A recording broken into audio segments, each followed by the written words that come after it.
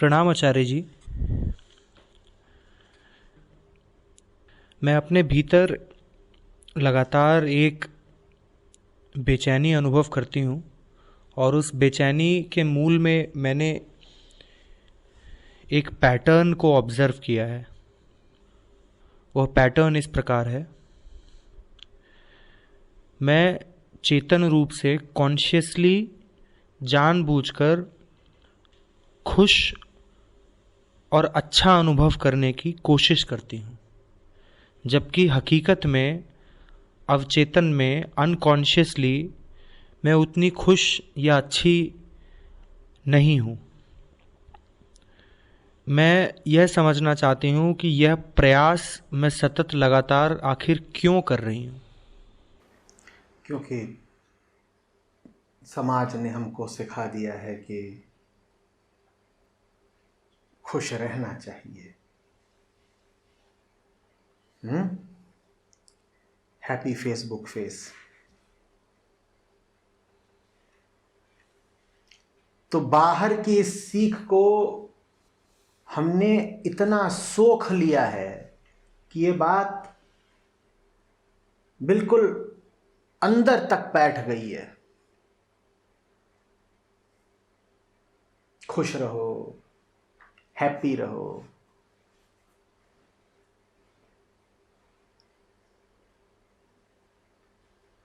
एकदम चेतना की गहराई में पहुंच गई है ये बात।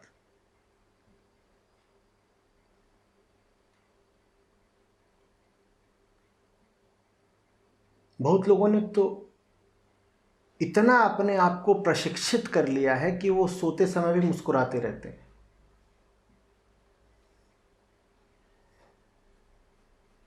क्या पता कोई सोते समय फोटो खींच ले, उसमें कहीं दिख ना जाए कि हम मुस्कुरा नहीं रहे थे। तो तैयारी पूरी रखो। कोई पूछे क्या हाल है, तुरंत बोलो आई एम हैप्पी। और जो जितना प्रकट करे कि वो प्रसन्न है, उसके बारे में जान लीजिएगा कि वो आनंदित तो नहीं ही है, प्रसन्न भी नहीं है, वो वास्तव में भीतर से दुखी है। प्रसन्नता का मुखौटा और होता क्या है? दुख को ढकने की एक नाकामयाब साजिश। यह साजिश वही करता है जो मन की मूल प्रकृति के बारे में अज्ञानी होता है, जो मन की द्वैतात्मक प्रकृति को समझता नहीं है, जो सुख को दुख से भिन्न जानता है, जो सुख और दुख की हकीकत नहीं जानता, वही दूसरों को यह प्रदर्शित करने में लगा रहता है कि मैं तो सुखी हूं। और जब वो दूसरों के सामने प्रदर्शित करता है कि मैं सुखी हूं, तो उसके इस प्रदर्शन के भुलावे में, बहकावे में आते भी कौन है? उसी के जैसे अज्ञानी लोग जो मन को नहीं जानते। तो एक अज्ञानी दिखा रहा है कि वो खुश है, और दूसरा अज्ञानी उसकी खुशी को देखकर माने ले रहा है कि वो पहला व्यक्ति खुश है।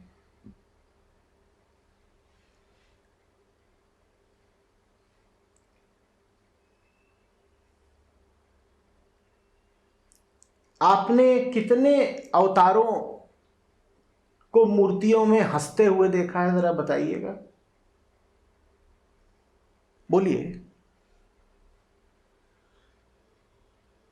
राम, कृष्ण, बुद्ध, महावीर,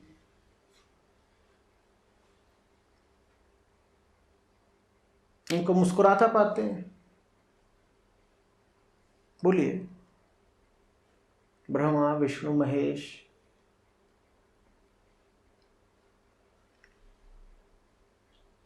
नौ दुर्गा की तमाम देवियां, गणेश,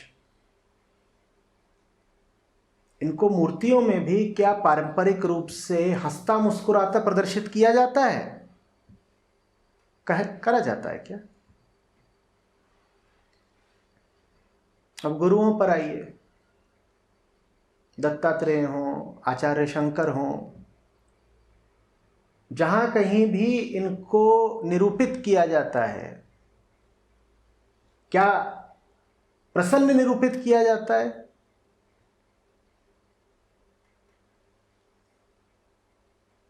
बोलिए। जटाधारी शिव हैं, उनकी मूर्तियां देखी होंगी, वो ध्यानस्थ दिखाई देते हैं या सुखस्थ? ध्यानस्थ, है ना। फिर संतों पर आइए,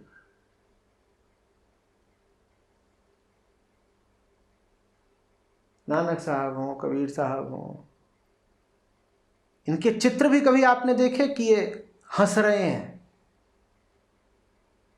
बोलिए। अब एक काम करिएगा, अपने ही परिवार के पुराने एल्बम खोलिएगा जिसमें 1970 से पहले के चित्र हों, फोटोग्राफ्स। आपके माताजी पिताजी के होंगे, अगर आप थोड़ी बड़ी उम्र के हैं, या आपके दादा दादी नाना नानी के होंगे। देखिएगा कि क्या मुस्कुराते हुए चित्र हैं उनके। मैं आज की पीढ़ी की बात नहीं कर रहा, मैं 60 और 70 के दशक के श्वेत श्याम चित्रों की बात कर रहा हूं। मुस्कुराते हुए होते थे उसमें। ये चलन कहां से आ गया कि तुम्हें हैप्पी रहना ही रहना है? अब समझिएगा, प्रकृति में सुख का अर्थ होता है भोग।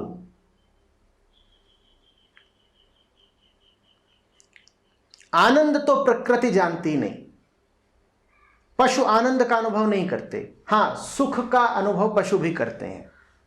आनंद बस मनुष्यों की ही चीज है, पशुओं को उपलब्ध नहीं। पशुओं को सुख मिलता है। पशु सुख का अनुभव कब करते हैं? भोग के समय, जब वो विश्राम भोग रहे हों, या भोजन भोग रहे हों, या मैथुन भोग रहे हों, तब वो सुख का अनुभव करते हैं। और इन्हीं वस्तुओं की, इन्हीं भोगों की अनुपस्थिति में वो दुख का अनुभव करते हैं।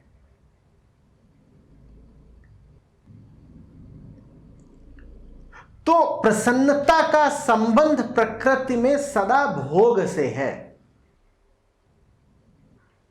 तो जो आपको सिखा रहे हैं कि हमेशा हैप्पी नजर आओ, वो वही लोग हैं जो आपको भोग की तरफ प्रेरित कर रहे हैं।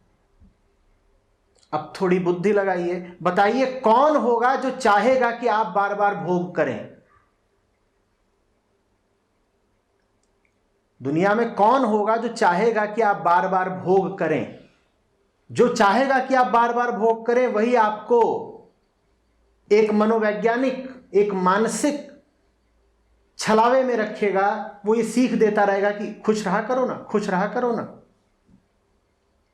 मनोवैज्ञानिक तौर पर वो आपको बार बार ये सीख देगा कि खुश रहो, और भौतिक तौर पर वो आपके सामने क्या रखेगा? बार बार भोग की सामग्री। आप एक बाजार में जा रहे हैं, कौन आपसे बार बार कहेगा आओ जरा लड्डू भोगो ना, आओ ना जरा लड्डू खाओ ना? ये आपसे कौन कहेगा बाजार में? लड्डू बेचने वाला। तो भोग के लिए आपको वही लोग प्रेरित कर रहे हैं जो भोग की सामग्री के निर्माता और विक्रेता हैं। ये बात आपको समझ में क्यों नहीं आ रही? और चूंकि भोग का संबंध प्रसन्नता से है, इसीलिए वो आपके भीतर ये शिक्षा, ये मूल्य भरे दे रहे हैं कि प्रसन्नता बहुत बड़ी बात है, हमेशा हैप्पी रहा करो।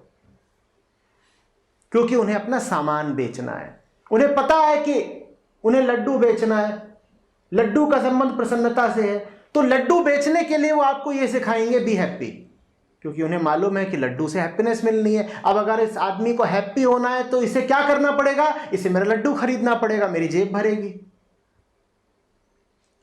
तो जैसे जैसे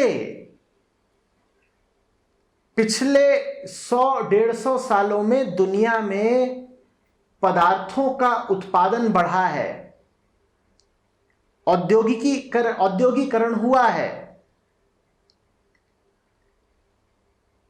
जबरदस्त तरीके से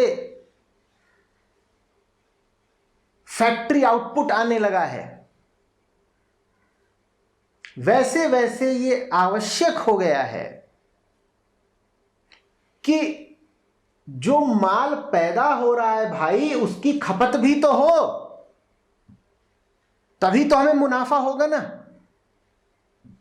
वरना हमने तो बहुत बड़ी फैक्ट्री डाल दी जो बहुत सारा उत्पादन करती है, पर उत्पादन भर करने से क्या होगा?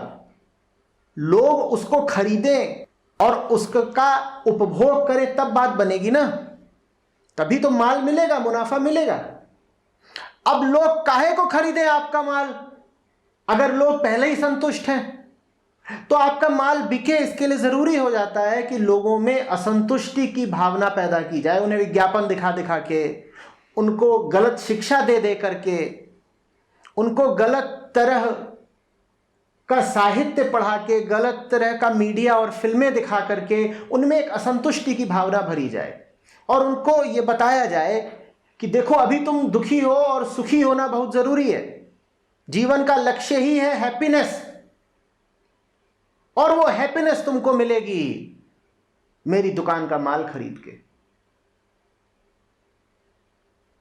बात समझ में आ रही है? यही वजह है कि आज से कुछ दशकों पहले तक कम से कम भारत में दांत दिखाने की बहुत परंपरा नहीं थी कि जबरदस्ती दांत फाड़े खड़े हैं, फोटो खिंचा रहे हैं, I am happy, you are happy, everybody is happy.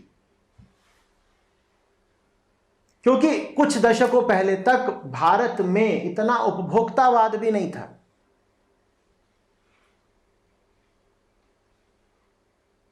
अब जब लोगों के पास पैसा आया है तो तमाम उत्पादनकर्ता भेड़िए खड़े हुए हैं, जिनकी निगाह आपकी जेब पर है, जिनकी निगाह वास्तव में आपके समूचे जीवन पर है, और वो आपसे सीधे सीधे नहीं कहेंगे कि आओ मेरा माल खरीदो, वो कहेंगे आपसे आओ मेरे पास हैप्पीनेस खरीदो। क्योंकि अगर वो सीधे कह दें कि मेरा माल खरीदो तो आप कहेंगे क्यों खरीदें, तुम्हारी चीज है।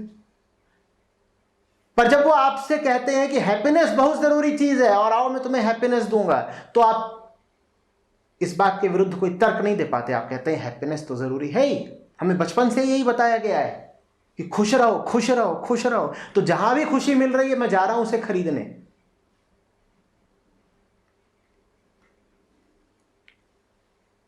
अब बात समझ रहे हैं?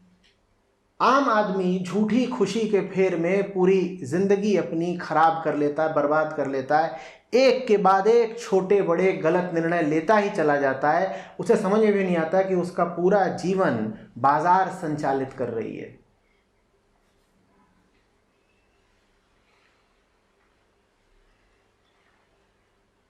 हमें खुशी के टेम्पलेट दे दिए गए हैं, हमें खुशी की ढर्राबद्ध परिभाषाएं दे दी गई हैं। ऐसा करोगे तो खुश रहोगे, इतना खर्चा करोगे तो इस तल की खुशी मिलेगी, थोड़ी और खुशी चाहिए तो भाई थोड़ा और रोकड़ा निकालना। कोई नहीं पूछता कि खुशी चाहिए ही क्यों, क्योंकि किसी को भी सही जीवन शिक्षा नहीं दी गई है, क्योंकि किसी को भी यह बताया ही नहीं गया है कि जीवन का उद्देश्य सुख नहीं है।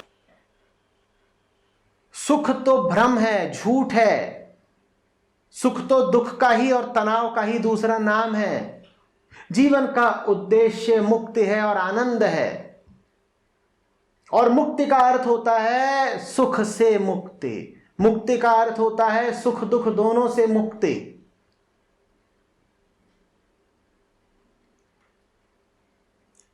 चूंकि हमारी जीवन शिक्षा गलत है, इसीलिए हमारी पूरी जीवन व्यवस्था ही गलत हो गई है,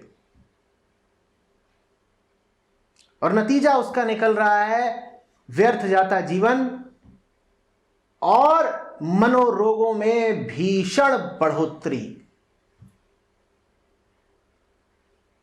जितने मनोरोगी आज से 50 वर्ष पहले थे दुनिया में, आज उससे 10 गुने से भी ज्यादा हैं। तनाव का और चिंता का, एंजाइटी का स्तर आज के आम आदमी में करीब करीब उतना हो गया है जितना एक शताब्दी पहले के विक्षिप्त आदमी में होता था।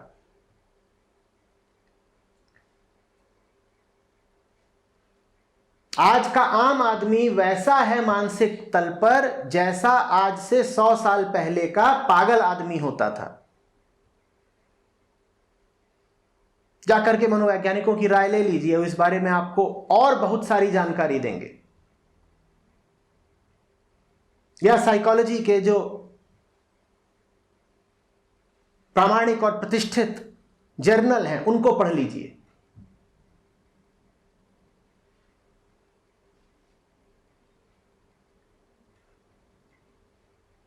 ये सब क्यों हो रहा है? क्योंकि मुझे हैप्पी रहना है। जो जितना हैप्पी रहना चाहेगा वो उतना ज्यादा पागलपन की ओर बढ़ेगा।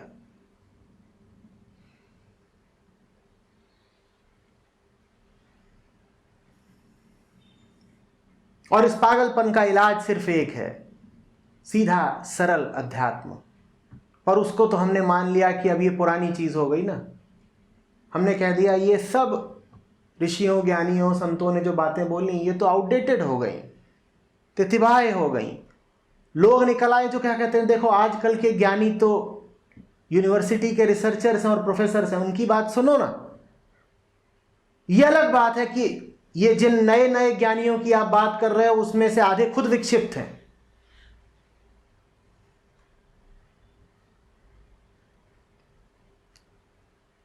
यूनिवर्सिटी के डिपार्टमेंट्स में मनोरोगियों का अनुपात साधारण जनता में मनोरोगियों के अनुपात से कुछ कम नहीं होता है। जितने विक्षिप्त बाहर हैं उतने ही विश्वविद्यालयों के अंदर भी हैं, भले ही वो मनोविज्ञान विभाग ही क्यों ना हो विश्वविद्यालय का।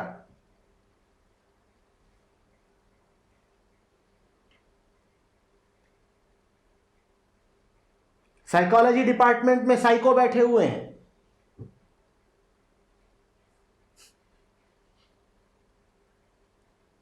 पर नहीं साहब, पुराने लोग तो बेकार की बात बोलते थे। अरे हटाओ ना ये सब, आओ तुम्हें नई नई बातें बताएंगे, नया नया ज्ञान देंगे। आजकल नया नया अध्यात्म भी कढ़ाई से ताजा छान के निकाला जा रहा है।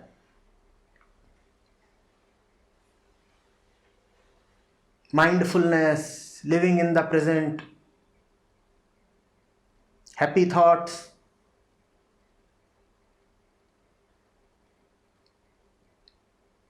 You can do it. Try and try again. You are already liberated. एक बार जांच तो लो।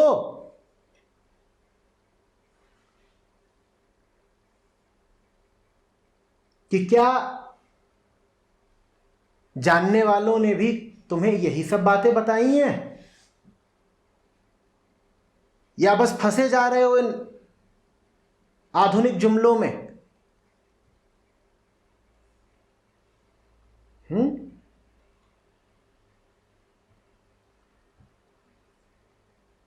अभी भी मुस्कुरा रहे। ऐसा घोर प्रशिक्षण हो गया है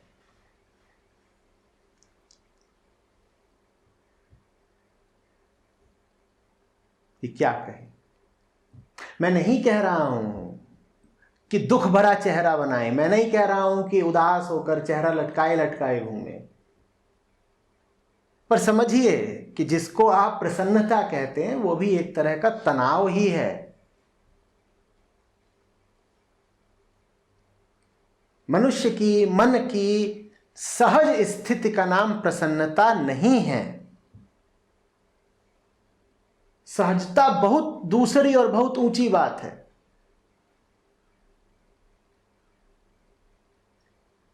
आप 24 घंटे सहज रह सकते हैं। आप 24 घंटे हंस सकते हैं क्या?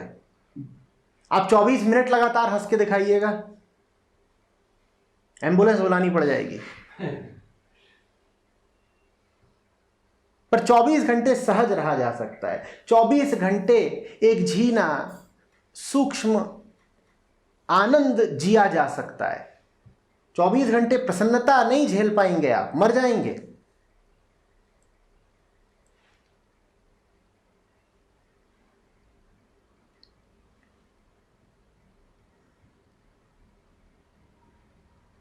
एक उत्तेजना है प्रसन्नता, एक तरह का तनाव है प्रसन्नता, जो आपसे बावली हरकतें करवा जाती है।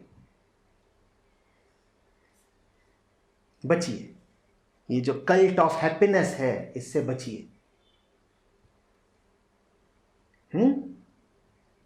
कल्ट ऑफ हैप्पीनेस से अगर बच लिए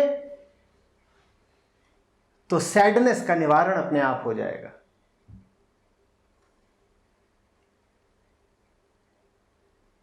और जहां न हैप्पीनेस है, न सैडनेस है, न सुख है, न दुख है, वहां अनुपम आनंद है, मुक्ति है, मुक्ति मात्र है।